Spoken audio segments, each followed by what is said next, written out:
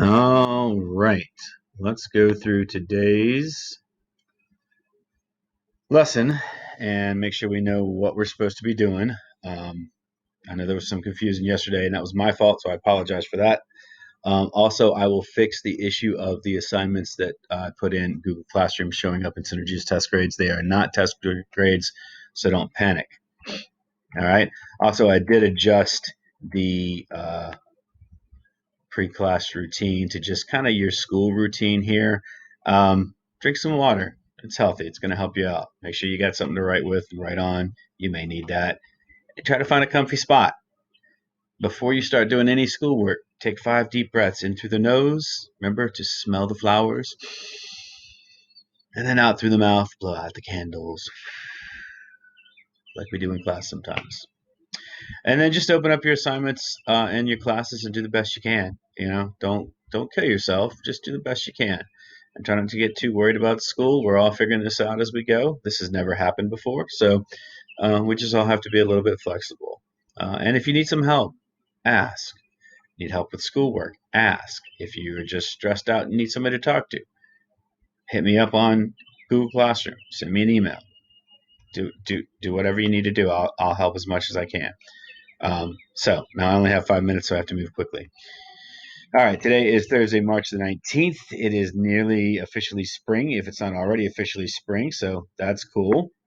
Try to do some silent reading. Try to find some time. Read something that you enjoy. It's going to help calm you down, and it's going to help keep your brain doing academic thinking, so that's a good thing.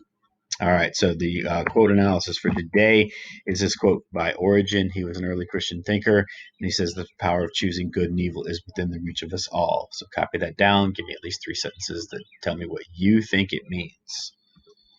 All right, so the goal for today, by the end of this lesson, you should be able to determine the main idea in 2 nonfiction texts, which are both about the same topic. And then you should be able to compare and contrast those 2 texts in the way that they address that unit question, is man good or is man evil? Okay, so now they're not directly addressing that. Well, one text maybe is, but the other one's sort of indirectly addressing it. So you're going to have to do some thinking about the subtext and what the article is actually saying about the nature of humanity. All right, and you will have evidence that you did it right with your completed one-page response that compares and contrasts the way each text deals with the idea of good and evil.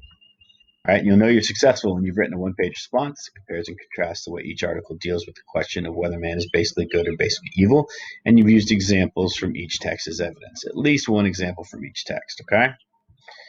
All right, so here's how you should break down what you're going to do for this day in English 10. All right, complete the quote analysis for today, the one we just talked about.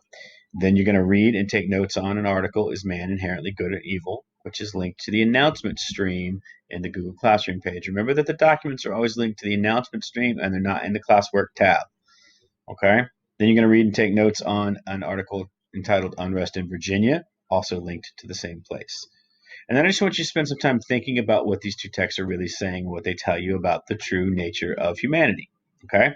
And then finally, you're going to write your one-page response that compares and contrasts the 2 texts from the perspective of that question, how are they dealing with the nature of humanity? Okay? Your homework. Well, I guess all your work is a homework now.